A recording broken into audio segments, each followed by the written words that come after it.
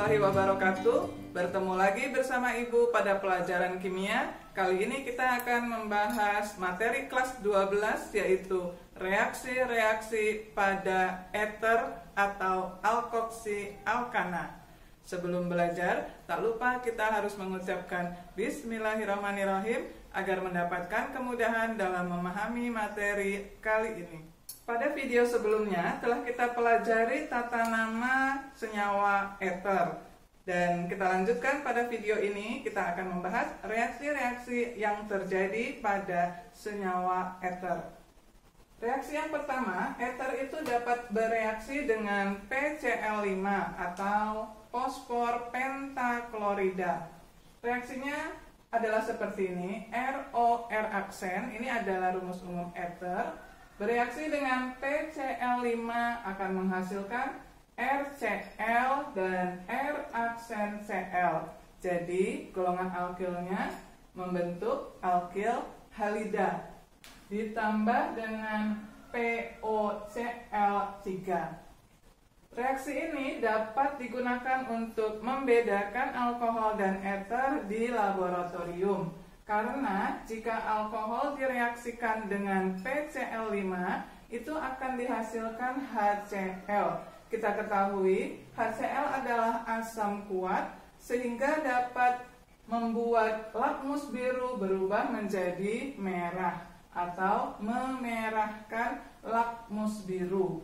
Sedangkan ether kita perhatikan tidak terbentuk asam kuat, sehingga tidak dapat memerahkan lakmus biru. Contoh reaksi dengan PCl5, di sini misalnya ada senyawa ether yaitu etil metil ether. Bereaksi dengan PCl5 itu menghasilkan CH3Cl. Jadi alkil yang satu membentuk ini alkil halida namanya metil klorida, dan alkil yang satu lagi yaitu etil membentuk etil klorida ditambah dengan POCl3. Selanjutnya, reaksi yang kedua adalah reaksi ether dengan asam halida. Rumus umumnya HX.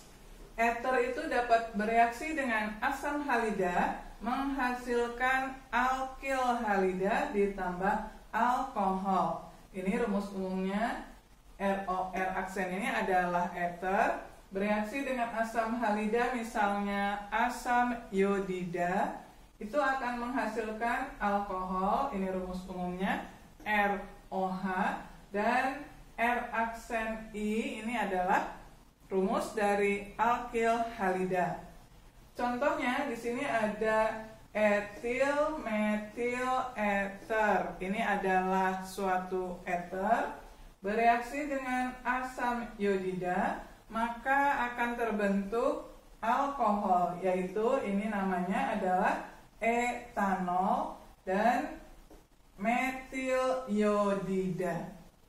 Reaksi yang ketiga adalah reaksi hidrolisis ether. Hidrolisis itu adalah reaksi dengan air.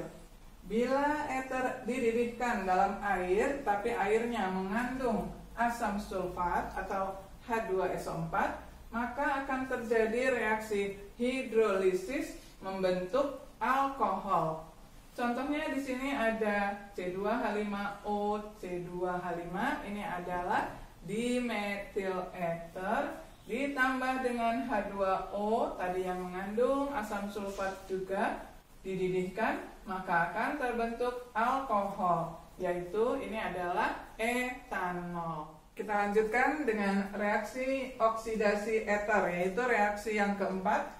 Jika ether direaksikan dengan campuran K2Cr2O7 dan asam sulfat, maka akan mengalami reaksi oksidasi dengan hasil seperti pada alkohol asalnya. Contohnya di sini ada senyawa dietil ether. Jika dioksidasi dengan menggunakan campuran ini, maka akan menghasilkan ini namanya senyawa asetaldehid. Lalu yang kelima, ether itu bisa bereaksi dengan halogen atau golongan 7A. Halogen itu sifatnya dapat mensubstitusi atom H yang terikat pada atom C alfa. Diingat lagi pengertian atom C alfa itu adalah atom C yang berikatan dengan O pada senyawa ether. Contohnya pada reaksi, ini ada senyawa ether yaitu diethil ether bereaksi dengan Cl2, maka Cl itu bisa mensubstitusi atom H yang terikat pada C alfa menjadi CH3CHCl, lalu O ini tetap C2H5 ditambah HCl. Jadi hanya letaknya bergantian atau menggantikan atom H. Kita lanjutkan dengan membahas reaksi pembentukan senyawa ether. Reaksi yang pertama, ether itu dapat disintesis dengan cara dehidrasi alkohol. Dehidrasi itu maksudnya pengurangan molekul air dari alkohol. Reaksinya adalah seperti ini. ROH adalah alkohol. Jika didehidrasi akan menghasilkan ether, ini ROR dan ditambah H2O.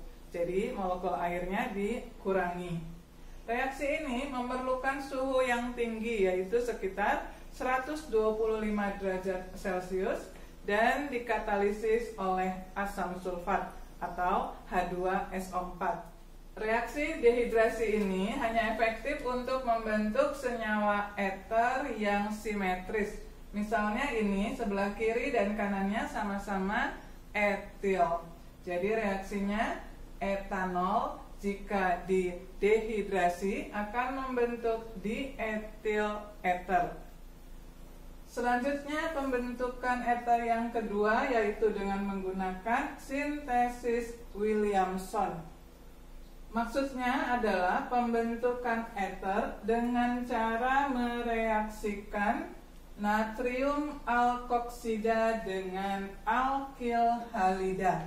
Reaksi umumnya RONA direaksikan dengan RCl. Ini adalah natrium alkoksida, ini adalah alkil halida. Jika direaksikan akan membentuk ether dan NaCl.